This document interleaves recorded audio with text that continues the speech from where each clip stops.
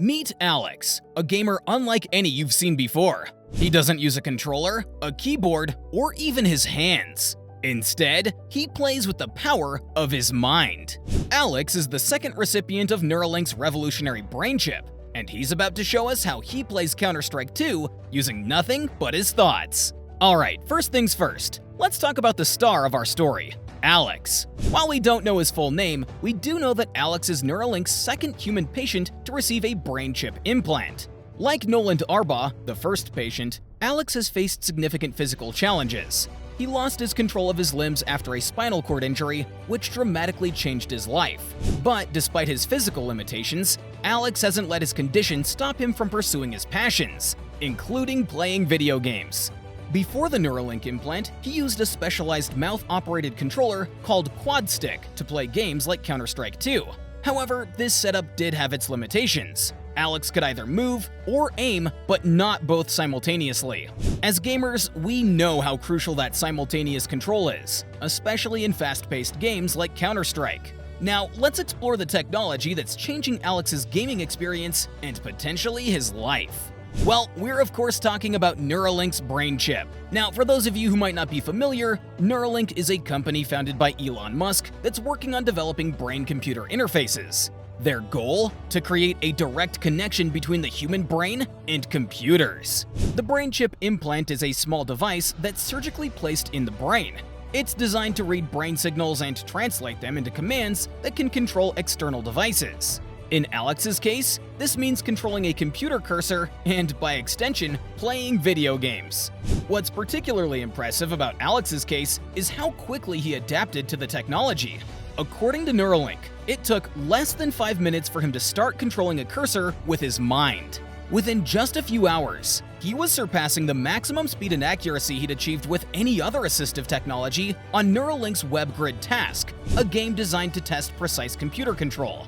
But how does this translate to real-world applications? Before the Neuralink implant, Alex could play Counter-Strike 2 using the Quad Stick, but he faced significant limitations. He had to switch between aiming and moving by letting go of the joystick and then sipping or puffing into a separate straw to toggle the functionality. As Neuralink explained, what this meant was that he could not perform actions like running and aiming simultaneously, a major disadvantage in a fast-paced game like Counter-Strike. But here's where the Neuralink implant comes in to change the game, quite literally. With the Neuralink implant, Alex can remotely control a mouse on his laptop to aim, while still using the Quad Stick to move. This combination allows him to move and aim simultaneously, a game changer for his Counter-Strike gameplay.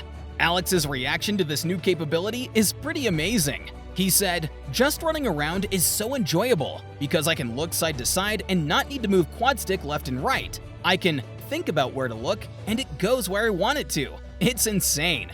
Now, this breakthrough isn't just about gaming though. It represents a significant step forward in restoring functionality and independence for people with spinal cord injuries or other conditions that limit their physical movement. But you might be wondering, how exactly does this mind control technology work? To better understand how Alex is able to control the game with his thoughts, we need to take a closer look at the technology behind the Neuralink brain chip. The chip uses a series of tiny electrodes that are implanted directly into the brain. These electrodes can detect the electrical signals that neurons produce when they fire. When Alex thinks about moving the cursor in a particular direction, specific neurons in his brain will fire. The Neuralink chip detects these signals and then translates them into commands that move the cursor on the screen. It's kind of like a translator, converting thoughts into digital actions. What's particularly impressive is the precision and speed of this translation. The fact that Alex can control the cursor well enough to play a fast-paced game like Counter-Strike 2 speaks volumes about the technology's capabilities. As with any new technology, there's always room for improvement, and Neuralink has certainly been working on that. It's worth noting that they've made some significant improvements since their first human implant. With their first patient, Noland Arbaugh, there was an issue with the implant's electrodes. About 85% of the thread-based electrodes attached to Arbaugh's brain became displaced over time. Despite this, Arbaugh was still able to use the implant effectively, which is pretty remarkable in itself. However, with Alex, Neuralink implemented some changes to address this issue. They reduced brain motion during the surgery and decreased the gap between the implant and the surface of the brain. The result? As of their latest update, Neuralink reported no thread retraction in Alex's implant. This is a significant improvement and bodes well for the future of this technology. But playing video games isn't the only thing this technology is good for. Alex has been using his implant for other tasks as well, showcasing its versatility. For instance, Alex used his implant to develop 3D designs. He even created a holder for the electric charger for his implant, which was then 3D printed. As Alex put it, taking an idea, putting it as a design, and actually having a physical item as a finished product makes me feel like I'm building things again. This ability to translate thoughts into designs and then into physical objects is incredibly powerful. It opens up new possibilities for people with limited physical mobility to engage in creative and productive activities. So, what does all this mean for the future? Well, Neuralink isn't stopping here. They've stated that they're working on developing the controls of the technology to deliver full mouse and video game controller functionality. This could potentially allow users like Alex to play an even wider range of games and use more complex computer applications. But the implications go beyond just improving the existing functionality. As this technology continues to advance, we could see it applied in various fields.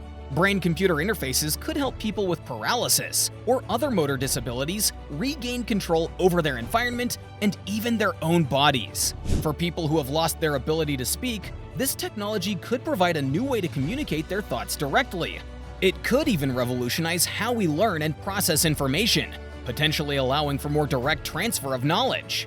Neuralink's achievements are certainly groundbreaking, but it's worth noting that they're not the only players in the brain-computer interface field. Other companies and research institutions are also making strides in this area.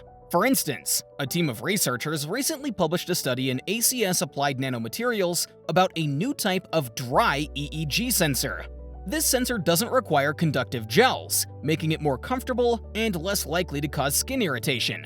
While not as advanced as Neuralink's implanted chip, it represents another approach to brain-computer interfaces that could be less invasive. The researchers tested their sensor by having participants wear it while controlling a four-legged robot using visual cues from an augmented reality headset.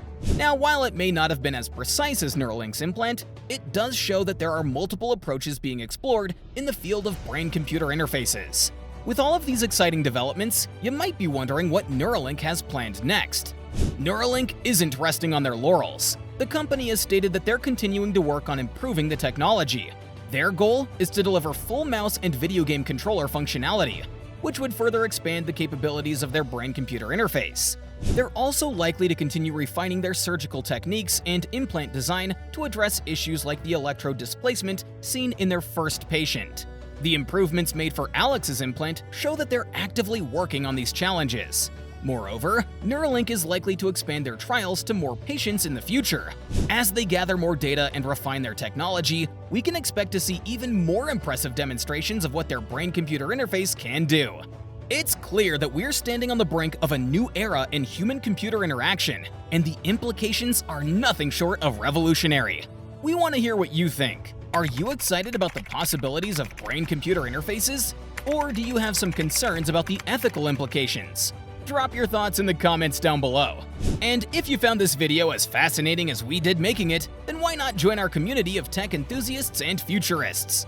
Hit that subscribe button to stay up to date with the latest in cutting-edge technology and scientific breakthroughs. And don't forget to click that bell icon too. That way you'll be notified as soon as we drop new content. Because trust me, with the pace technology is advancing, you won't want to miss a single video.